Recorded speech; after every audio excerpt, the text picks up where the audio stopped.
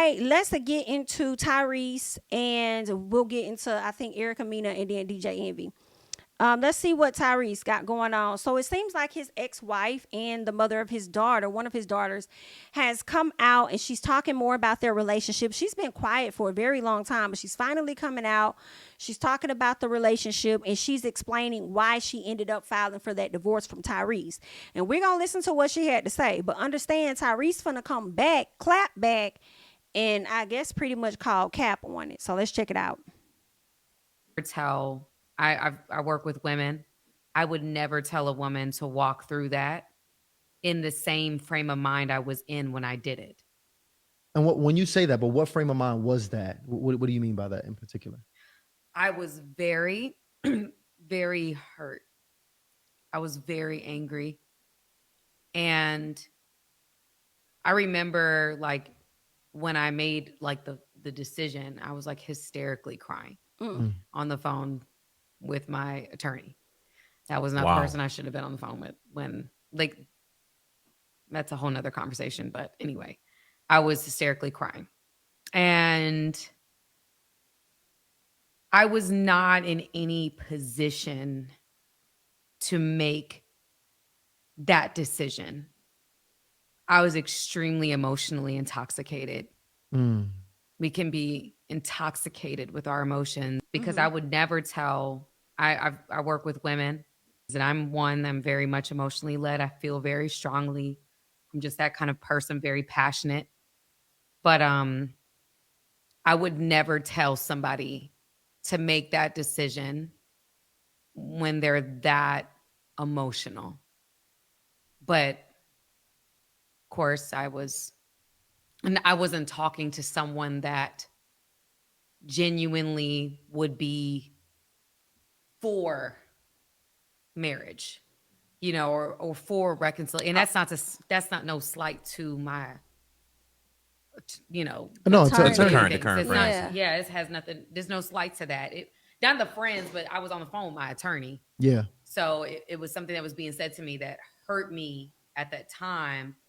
And that, so at that time when I was on the phone and I made that decision, I was livid. And I'm very much emotionally led. About what though? What happened? The truth about the matter is that if I had different people in my ear at that time, I would not have made that decision. No. Wow. I wouldn't. And that's the truth. I tried my very best at this point in my life to be what I didn't have in that moment. Because I think that women were like, I'm an extremely emotional person. People that know me know that about me. I'm the kind of person that like, okay, I feel so strong, and I can ruminate. I can get so lost in my thoughts. I know a lot of women are like that. Like not all of us, right? But some of us are. Just like a lot of men can be like that. But I know women specifically, there will be moments where they'll be like, I'm ready to be done. I'm ready to be done. I'm ready to be done. I can't stand this. He don't do this. He don't do that. Blah, blah, blah. And when you get lawyers involved, and there was a therapist that was speaking to both me and him, a marital therapist at the time, that when I told him my decision, he was like, when you get lawyers involved, it gets ugly. He told me that. And, I didn't even realize, I don't think I even realized how ugly it would get,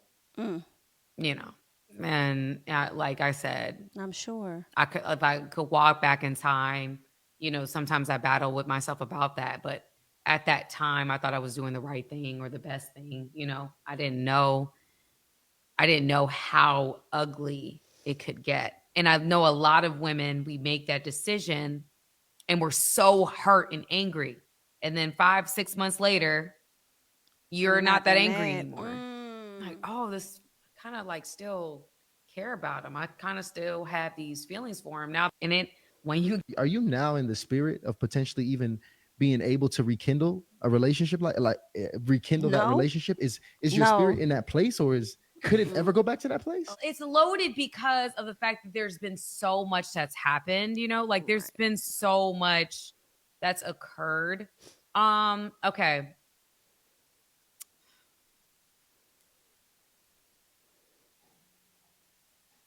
It's my daughter's father. Okay, she still loves this man. So y'all. She still loves this man.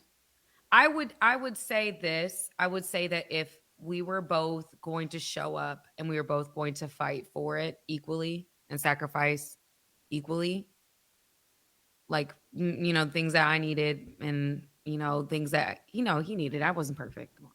Yeah. Your girl ain't perfect. So I would say that if we were both willing to fight and we were both willing to do certain things, and yes. Are you now in the Child, wait. This is and I want to know what the hell happened that you were so upset about that you had to get on the phone with the divorce attorney. I also want to know, like, I mean, how many times have you felt this way? Because maybe you really didn't make the wrong decision. Maybe it's been plenty of times you thought about divorcing his ass, and this was like the first time you really came to that moment to like go through with it and apply that pressure. So, you know what I'm saying? But I'm sure it has to suck to not to make a decision based on what everybody else wants you to do. You know what I'm saying? Girl, that is something. I don't know, girl. But we going to get into what Tyrese had to say, you know. And it's like, even if you probably weren't ready and you did what other people may have wanted you to do, maybe it was for the best, though. You know what I'm saying? Because you said you was mad as hell. You was infuriated. You know what I'm saying? So, girl, I mean, maybe. But we need to know what you was mad about so we could fully assess this properly. That's just what I'm thinking, y'all. But let's get into what Tyrese had to say. If you had people in your ear that influenced you into leaving your husband and your 1-year-old child, your innocent 1-year-old child, we both were divorcee kids, grew up in toxic environments, torn in between our old family, new family, stepfather, stepmother. That's a life that we both lived. And you packed up a 1-year-old, put a COVID mask on top of the Ring cameras, and I was literally in an airplane on my way home to fight for my marriage and my family. You're heartless. Tyrese, was heartless is this filter you don't put on your damn face. But we're going to let you carry on because this is your moment. None of your friends recognize you. This is all about money. If you had friends in your ear, you're lying, you're gaslighting, you're playing. The only person that was in your ear was your mom. If you had people in your ear, who was in the ear? In your ear was your mama. Oh. Her name is Patricia Randolph. Now, why you done put this lady business out like this? Now, see, Tyrese, if it was any piece of a comeback for y'all, you done solidified that it ain't no coming back because you done put this girl mama name out there. And now you about to have the people go over there looking up this lady name like that. Girl, don't get back with him. Because he going to make it. Let me tell you something. Tyrese is a man you can't get back with. Because he going to remind you every time of how you sat up there and you put a jacket on a 1-year-old, took a COVID mask and put it over the cameras as he was on his way home trying to fight for his marriage. So it ain't no point in going back. Whatever emotions that you felt was rushing back, let it go. Okay? Bottle it up and put it in the ocean because this right here ain't going to go well. Because no, he didn't. You didn't have people in your ear. The amount of people that was supposedly in your ear, you also had. And how you going to tell her what was in her ear? You don't know who she always talking to when you wasn't around because maybe she couldn't talk to them when you was around. So I'm trying to find out what the hell was really going on. Had a whole lot of people like Aventer Gray, Taffy Dollar, Creflo Dollar's wife, who married us. You had a whole lot of people in your ear telling you that you're about to do something stupid, impulsive, and y'all are actually not going through anything that would make you. Wait, so first you say she ain't had nobody in her ear, right? When nobody in your ear is your mama, we all know. But then now when the people are speaking, saying that she sound crazy, now you want to say she had people in her ear? now that you saying that people was actually advocating for y'all to stay together? Well, which one is it? Was the people in the ear or was the people not in the ear? You want to leave your husband. Let's go even further. When Aventer Gray and Pastor John Gray were having their own marital issues at the time, you arranged a therapy session with Aventer Gray at our house. And when she walked out of her therapy session, she walked into the foyer where the bumblebee is, and there was 50 boxes with like 7 or 8 people there packing up all the shit to leave the house. In your ear was your... Girl, it's the fact that he probably telling the truth, because who the hell point out specifics like the bumblebee? Like, when you telling a story, you know you want to be descriptive to make sure people understand what you're saying. What a bumblebee is, like, I don't know, girl, he probably clocking a little bit of tea. I ain't saying he right, but he might not be lying completely, ain't he? Shit to leave the house. And I was in an airplane on my way home to try and fight and save our marriage. So if you had people in your ear at the time, they must be still in your ear, because you're still trying to get $20,000 a month for a 5-year-old. You make $160,000 a year on your own. This is all a game. You're clout chasing. Oh. You're something that I don't even know. A simple woman, not into materialistic things, don't care about fame and mansions and popularity. You're everything that you told me and all of your friends and loved ones that you wasn't. If you wanted to be famous, boo-boo, that's all you had to say. No, he didn't say boo-boo. You didn't have to play this game that you wasn't. Now you out here playing on single mothers. Y'all, if he don't sound like Jody talking to Yvette right now, if it's not giving Jody and Yvette, I don't know what to say. And their emotions. Playing on shit to leave the house. Playing on women that are actually in abusive relationships and fucked up marriages that are toxic and dark and dysfunctional. That's not what that was. You think I would have a song entitled I Don't Think You Ever Loved Me if I didn't really feel that way? You think I would have a song out called Love Transaction if I didn't realize that it was never love, it was just a transaction? This shit is about money. Ooh. You've hired 3 law firms trying to fucking suck me dry. I'm approaching $1 million in legal fees, and we had a prenup. You already tried to ask me to come back. Ooh. You already tried to reconcile. I told you I was in a relationship with Zelly, and I was not willing to go and break this off or cut this woman off because you decided to wake up on a Wednesday and come back and play in the sandbox.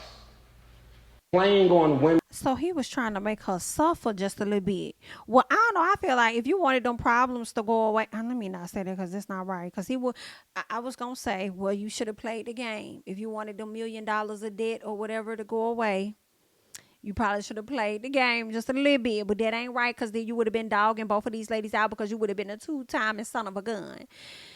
Girl, this is messy, honey. Let's keep going. Everything about the way you left me was heartless. It was evil. You never considered me, your marriage, and let alone your innocent 1-year-old child. She had to celebrate her 2nd birthday apart.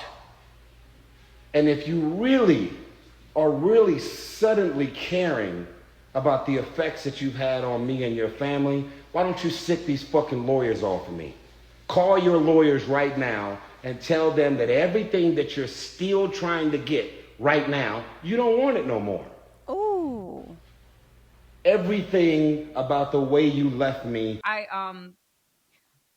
I don't know what to say about this here, girl, but this right here was some messy and when I tell y'all this man came to try and chew this lady up, that's exactly what it is that he did. I want to know, what else is she trying to get out of you? I thought the judge had already awarded you to take care of everything pretty much. She finna get a hefty check from you.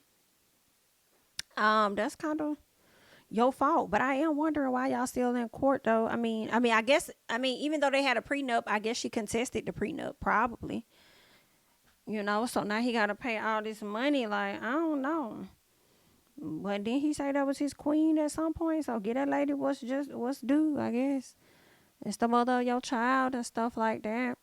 Maybe you should have played the game or something. I don't know what to say about this right here, not Tyrese, honey.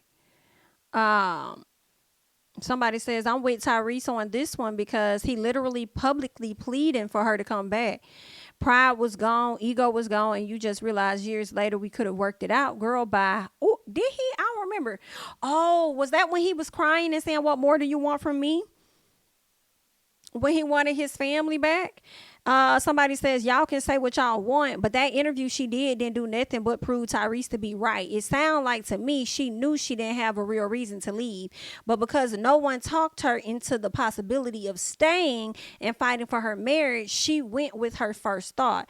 So why did she leave? Was it the money? Because it sounds like she doesn't know why. Well, I'm trying to figure out what the hell was said for her to even get on the phone with the attorney in the first place. And it seems like she did have people, according to Tyrese, in her corner telling her that it wasn't a reason for her to leave, and the issues that they were having were issues that could be worked out. So that's what I would like to know. But although I feel like he contradicted himself, because one minute he said everybody wasn't in your ear but your mama, and then he turned around and said other people was in your ear trying to tell you, to keep the relationship. So it's like, was they in her ear or was they not in her ear? Somebody says, she irritates me real good. You signed a prenup, sis. You left, sis. No cheating, no abuse. Leave that man and his money alone. You thought you'd be good. You realized you messed up. Chalk it up, sis. You lost. Did she? Because I thought she was getting a good check. I thought she was getting a good check. Somebody said she doesn't deserve a bunch of money.